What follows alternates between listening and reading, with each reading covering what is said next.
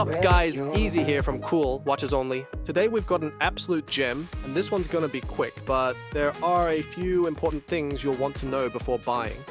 This might honestly be the coolest, best looking dress watch you can get under 300, and it comes in at around 150 bucks. And yeah, this could genuinely give the Orient Bambino a run for its money, which hurts me to say. I love the Bambino, I've owned 2 different versions myself. But this is next level. So, without further ado, here's how this is gonna go.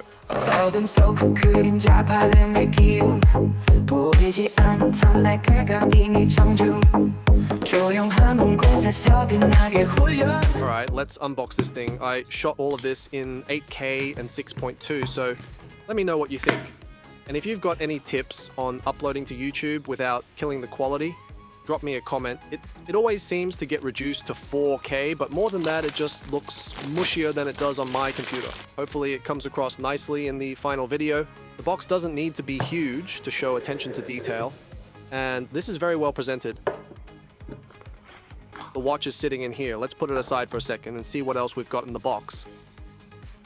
It comes with this envelope and a microfiber cloth, then a adjustment tool, plastic but signed, which is nice, a manual, and this booklet that's kind of a mix between a manual and a catalog. That's nice too. Everything's brown matte with gold lettering.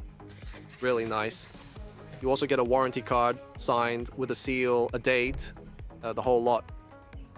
Okay, let's get to the watch. The watch is inside this leather, how do I say this? Box, cage.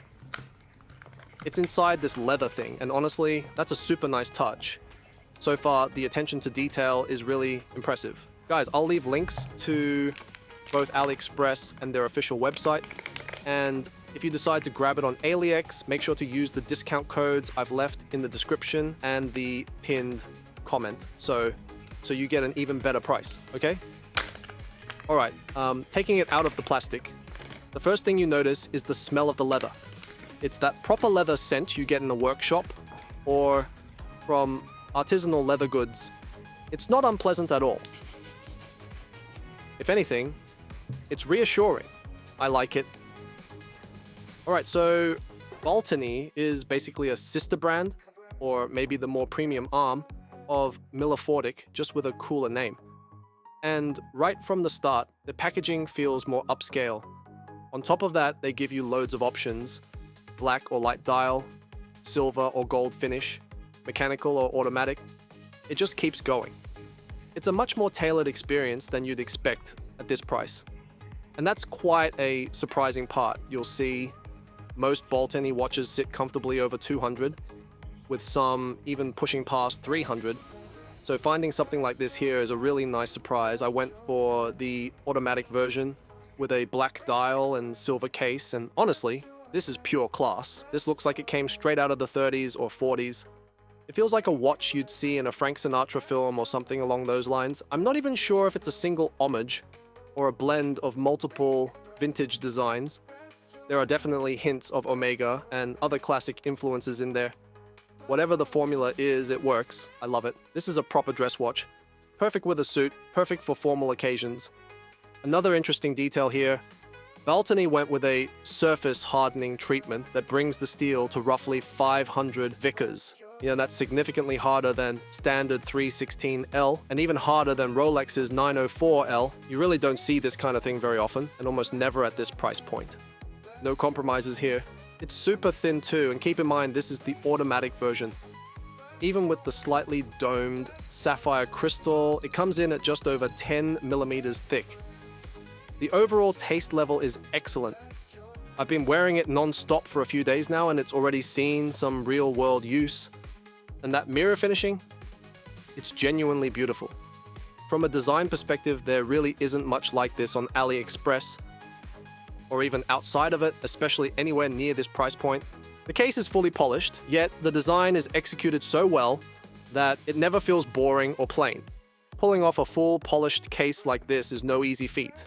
If you're into vintage watches, or if modern watches feel too boring or too Submariner-like, or speed mastery, but you don't want the hassle of old pieces or secondhand markets, This is a really nice opportunity, and it's super affordable. You won't find a screw-down crown here, but water resistance goes up to 50 meters.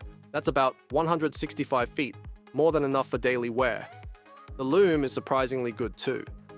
Comparing this to Militado, two things immediately stand out. First, the packaging, and then the LUME. It's not a diver's grade, but it lasts longer than I expected. Honestly, I'm running out of real flaws here. The main thing I've been trying to show you, without actually saying it, can you spot it? Notice anything? Pause the video and see if you catch what's off.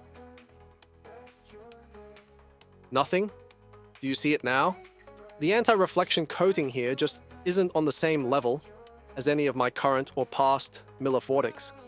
What happened? You can literally see the camera reflected right in the center of the crystal. No tangential fade, no Fresnel effect or anything. You can spot it dead in the center of the glass. This is the kind of thing I'd normally expect from cheaper watches like Addy's Dive, and maybe this is simply where compromises start to show up at this price point, which is understandable. This might also be a case where offering mineral glass or even acrylic could actually make sense.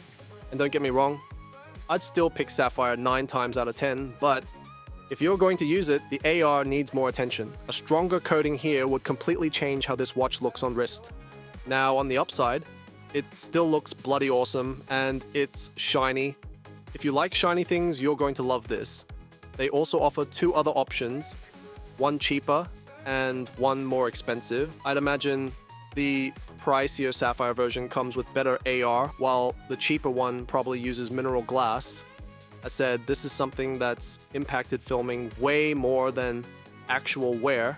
It hasn't taken away from the enjoyment at all. I've genuinely enjoyed wearing this watch a lot, and that says quite a bit. Alright, I'll leave links to those 2 other models as well if you want to check them out. Now let's talk about the movement. Inside, you've got the Seagull ST17, and this is a movement I trust. Between my friends and I, we've seen a ton of watches running this movement, and not a single failure so far. One of them even prefers it over the NH35.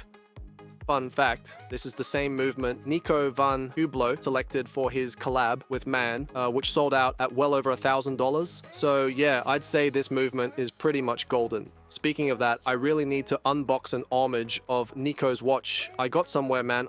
I've been crazy busy lately. Quite a few watches to unbox. Yeah, anyway, in terms of accuracy, I'm getting anywhere from about 6 seconds a day fast to roughly 4 seconds a day slow. And honestly, that's more than good enough for me. We've all got satellite time on our phones anyway. Alright, let's talk about the strap. There is one downside here. No quick release spring bars. And honestly, I don't know why they skipped that. That said, in terms of quality, this leather is easily some of the best I've ever received from AliExpress. It's genuinely better than anything Orient or Citizen includes on watches under $400. So yeah, this one's staying on. I'm not doing my usual strap swaps here. Outside of my Manta Ray straps, I don't really have anything in the collection that matches this level of quality, and those don't suit this style anyway. This strap, apart from the missing quick release, is a straight 10. It's soft, comfortable right out of the box, has a signed buckle, and looks incredibly classy. Quick cons. I've already mentioned the glass. Honestly, I wouldn't have minded a slight price bump if it meant getting a better coated sapphire. It actually makes me feel like I was a bit too harsh on the Alpinist Militado. Sometimes we just want too much for the money. If they'd used mineral glass, people would complain it wasn't sapphire, but the reality is that for this price, the spec sheet is low-key insane. Next is the lack of quick release spring bars on the leather strap. I've got nothing for you there. I can't defend that one. Some might complain about the movement, but for me, it's totally fine. What do you reckon? What say you? If you're watching on a TV, you can scan the QR code right here on the screen. It'll take you straight to the site for the full specs and any details I might have missed. Speaking of which, if you have questions, leave them in the comments. I make it a point to reply to everyone. I don't publish videos that often, but when I do, I try to stay on top of the comments and help out. Bottom line, I definitely recommend this watch. If you love this look, but don't want to deal with the headache of hunting on eBay, Chrono24, or Marketplace, this Baltany is a real value monster. It's honestly one of the most beautiful dress watches money can buy right now. And on top of that, the hardened surface should help it keep looking good for a long time. So to sum it up, affordable price, it's got a sapphire crystal, great lume, and a reliable movement. I don't know, guys. This is a pretty damn nice watch. No, yeah, I think that's it. I'm out.